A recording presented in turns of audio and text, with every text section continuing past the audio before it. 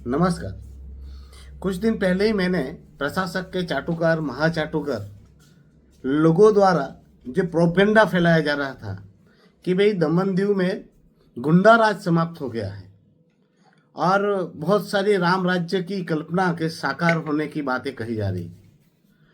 उस पर मैंने जवाब देते हुए कहा था कि प्रशासक प्रफुल्ल पटेल के राज में गुंडा राज समाप्त नहीं हुआ, बल्कि प्रशासक प्रफुल्ल पटेल ही सबसे बड़ा गुंडा बनकर ये शासन कर रहा है, जिसके मैंने तथ्य भी आपको बताया था। पर आज आपको फिर से मैं आपको प्रफुल्ल पटेल के प्रशासन की और प्रफुल्ल भाई पटेल के प्रशासन के गुंडों की, अधिकारी जो आईएएस आईपीएस दानिश और उनके जो सरकारी महकमे में बैठे हुए सरकार के अंदर अधिकारी के रूप में गुंडे बैठे हैं, उनकी बात कहना चाह रहा हूं। ये दमन दीव और दादरा नगर हवेली में आदिवासियों का उत्पीड़न रुक ही नहीं रहा है। मैंने उस दिन भी कहा था, लोगों को निर्दयता पूर्वक लोगों के हक और अधिकार छीने जा रहे हैं, लोगों के रोजगार छीने जा रहे हैं, लोगों के घर मकान दुकान तोड़े जा रहे हैं। 2 दिन पहले दमन में मेरे संसदीय क्षेत्र के मेरी पंचायत में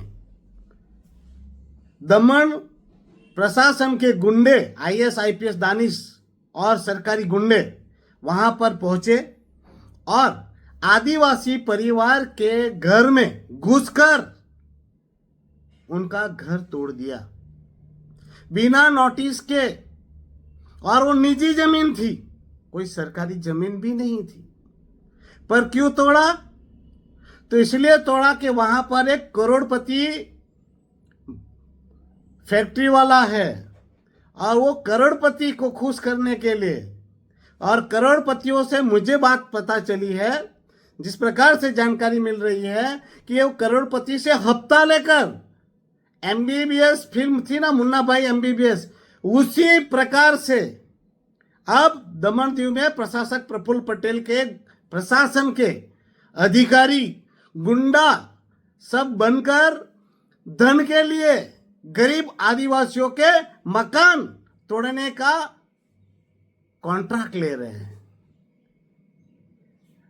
देव का बंगला बोलते हैं, जहां ड्यूक होटल है, उसके बाजू में रमेश भाई रामूभाई हलपति, गणेश भाई रामूभाई हलपति नाम के आदिवासी परिवार वहां रहता था।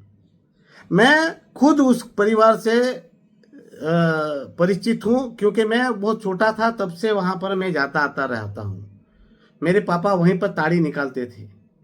प्रथम में मैं जब छोटा था तो तब ये इनके पिताजी रामूभाई छिबाभाई हलपति उस प्रॉपर्टी में काम किया करते थे। ये पारसी की प्रॉपर्टी हुआ करती थी, जिसमें ये परिवार 50 साल से रहता आया है और वो यहाँ पर काम करता था। और सेठ ने उनको वहाँ पर घर बनाने का भी परमिशन दिया था, और घर लीगल बना है। क्यों? क्योंकि 50 साल हो गए उनके वहाँ रहते हुए। उन घर को लाइट कनेक्शन से लेके हाउस टैक्स से लेकर उनके गरीबों के आवास की सारी दस्तावेजें, जो उनके सरकारी दस्तावेज जो बने हैं, वो लाइसेंस हो, आधार कार्ड हो या इलेक्शन कार्ड हो, सारे ये परिवार में लगभग 10-12 लोग भी रहते हैं। अब प्रशासन के गुंडों ने अचानक वहां पर सुबह सुबह धावा बोला और उनका घर मकान दुकान तोड़ दिए। अंदर से सामान निकालने तक का मौका नहीं दिया इनको। आपको सबको पता होगा, ये लगभग 19-20 की बात है। सांसद लालू भाई हुआ करते थे, तब यही परिवार के घर तोड़ने का प्लान बनाया गया था, जिसको हमने नाकाम किया था। आज फिर से प्रशासनिक अधिकारियों ने, मैं तो यूं कहता हूं प्रशासनिक गुंडों ने, किसी सेठ को खुश करने के लिए और उनसे धन उगाही करने के लिए इस गरीब के आशियाने को छीना है। अब मुझे बताएंगे चाटुकार महाचाटुकार, कुछ पत्रकार जो है, कुछ पत्रकार जो पूरे दिन प्रशासक प्रफुल्ल पटेल को महात्मा और महासंत बनाने में लगे हुए हैं, अब बताएंगे कि इस आदिवासी का घर मकान दुकान क्यों टूटा। कुछ गांजा पी के पूरे दिन व्हाट्सएप पे लगे रहने वाले वो गंजेड़ी जो परम ज्ञानी बनते हैं वो बताएंगे कि इसको क्या कहेंगे, गुंडागिरी या माफियागिरी, और क्या कहेंगे। पर मैं कहना चाहता हूँ सेठ को भी और प्रशासन के गुंडों को भी, इस करतूत की तुम लोग को सजा जरूर मिलेगी। ये पार्लियामेंट में भी बात उठेगी और इस पर सख्त से सख्त कार्यवाही होगी और कितनों की नौकरी जाएगी तो आप अब ध्यान में लीजिएगा। आप ऐसा मत सोचिए कि इन गरीब के लिए कोई बोलने वाला नहीं है। जब तक मैं जिंदा हूं इनके हक और अधिकार की लड़ाई बिल्कुल लड़ी जाएंगी। पर ये मैं सबके सामने इसलिए ला रहा हूं कि लोग कह रहे थे कि गुंडागिरी समाप्त हुई, और मैंने कहा था ये गुंडागिरी समाप्त नहीं, ये प्रफुल्ल पटेल अभी वहां इस प्रदेश में गुंडा बन चुका है।